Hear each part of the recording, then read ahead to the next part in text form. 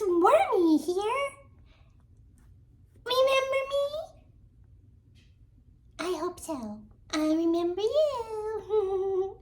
Well, Jen is not able to visit you in front of the camera today, but she wanted to read to you anyway. So she lets me get to visit you.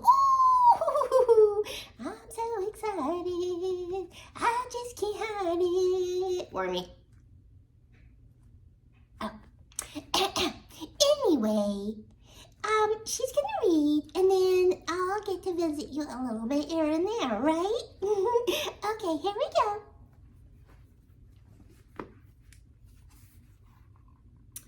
Our book today is Gwendolyn the Miracle Hen. It is written by Nancy Sherman and illustrated by Edward Sorrell. Yeah. You know what it means when it's illustrated, right? Right? The person who illustrated it, they're not sick or anything, no. They drew the pictures. Okay, let's go.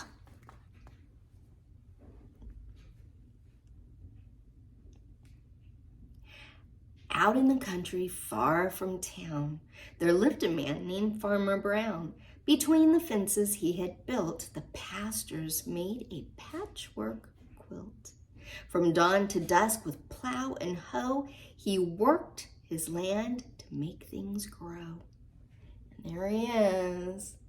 Say, hi, Farmer Brown. Doesn't he look tired and hot? Woof. He worked really hard, you know. He probably needs to sit on his front porch in like a, you know, one of those rocky chairs and have like a nice tea or something, right?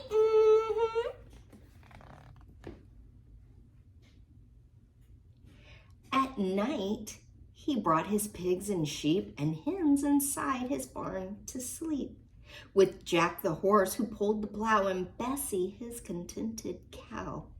Now Farmer Brown was kind and good. He did the things a farmer should. He kept them warm from winter's chill and cared for them when they were ill. Each month, a Mr. Meanie went to Farmer Brown's to get the rent. One month there came a sad, sad day when Farmer Brown just couldn't pay. We have to help, said Bess the cow. Of course we do, said Jack. But how? Cluck, cluck, said Gwendolyn. You'll see. Just leave the whole thing up to me. So here they are. See, Mr. Old Meanie is saying, pay up. And Farmer Brown says, I don't have it this month. And over here, we've got the animals watching from afar, thinking, oh my goodness, we've got to help. Wonder what they're going to do. Gwendolyn, she seems to think she knows what she's going to do. I wonder what it is. I wonder what's in her little hen head.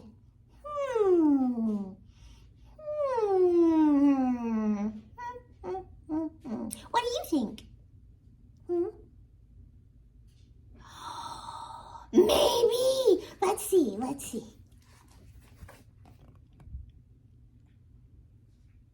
The rooster crowed when night was done. Above the hilltop crept the sun.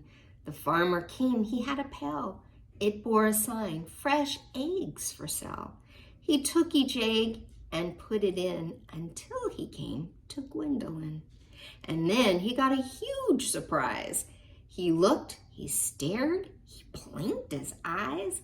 Oh no, he cried, this can't be true. The egg she laid is green and blue. He ran back home and called the vet. Please come, he said, my hen's upset.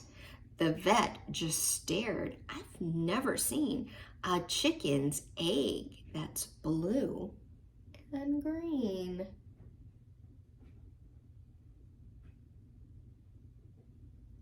He's like, go figure. Ooh, I bet that's part of Gwendolyn's plan, don't you? I don't think she's sick. It came right after she concocted her plan.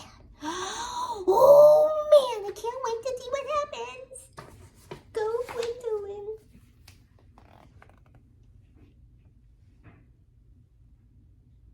He called his friend Professor C, the famous egg authority, who looked and said, "Upon my word, a most extraordinary bird." He sent it to a widely known museum where the egg was shown. Between some ancient meteors and prehistoric dinosaurs, beneath a do not handle card, watched over by a full-time guard. Look at this. Whoa. There they are now. What do you think? Is that going to give him the money he needs? Because it's very, very popular, right? Ooh, yeah, popular in a museum. Whoa! Oh, I bet she's gonna get a bunch of money. Do you think so? And they could pay the rent? Do you think? Do you? Do you agree with me? Oh, let's find out.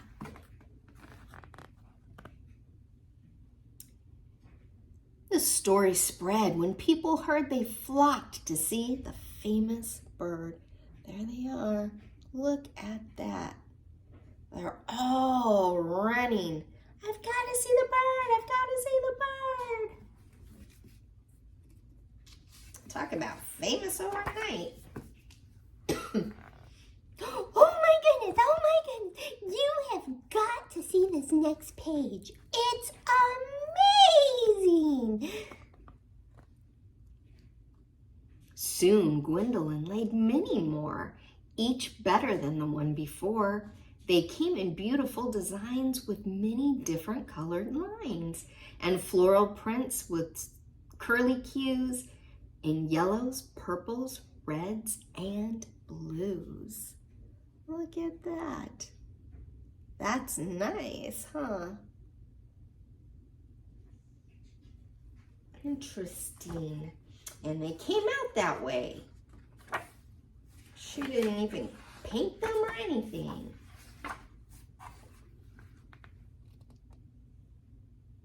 So Farmer Brown set up a shop, and after tending to his crop, he stood upon a box and cried, "Just step up, folks, and come inside. You get your colored eggs right here. Come buy one as a souvenir. No two alike, they're custom laid. Every single one is made by Gwendolyn, who soon will be the best known bird or hen in history." And as he made this little speech, he sold them for $1 each. Look at that. It's like, come on, come on. I want one. Oh man, that's so cool. I wish I could lay like colored eggs or something, you know?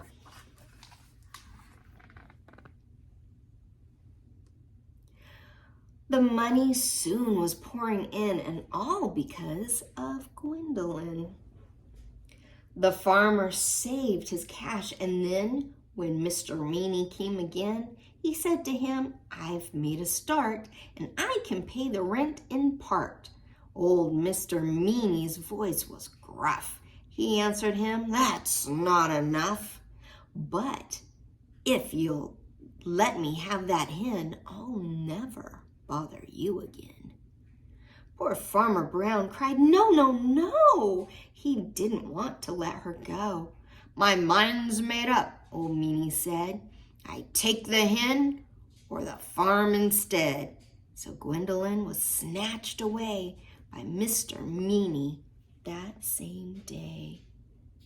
See, he's so sad. And there's Mr. Meanie driving off with Gwendolyn. Oh my. That was not in the plan. No, no, no. Oh, I am so hot under my collar. Are you hot under your collar? Oh, let's see what happens. At home, he settled down to wait and watch the eggs accumulate. The hours passed. 3:34. I can't keep up this watch much more. He gave himself a little shake and rubbed his eyes to stay awake. Just then he heard a funny sound, and when he turned to look around, he clapped his hands and cried, "It's late! I have an egg! My fortune's made!" He's all excited. But let's see what happens. Is his fortune made? No, Gwendolyn wouldn't let that happen, right? I mean, if she could make colored eggs one day, and she started out making straight eggs, white eggs, then I'm thinking she could go back to making white eggs, right? I don't know. Let's find out.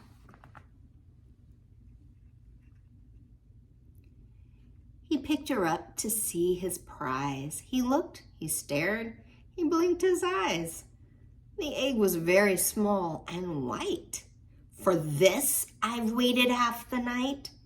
He cried, "I've had enough, no more," and threw the hen right out the door.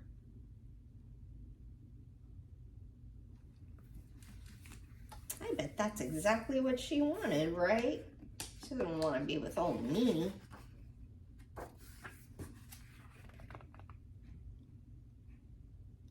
Then Gwendolyn went through the town and found the home of Farmer Brown, flew to her roost without a peep, and closed her eyes and went to sleep.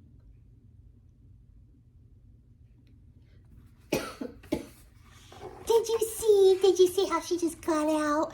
She's free! She's free! She's not kidnapped anymore! Hooray!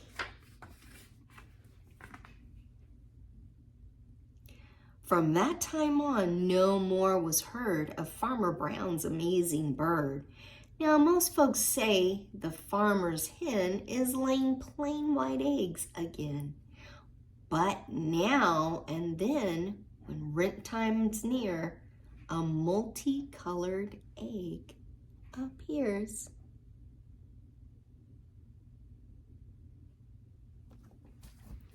Wow! That was a great story. Wasn't that a great story? I just loved it. Go Gwendolyn! Well, I hope you enjoyed the story. And Jen wanted to say she loves you.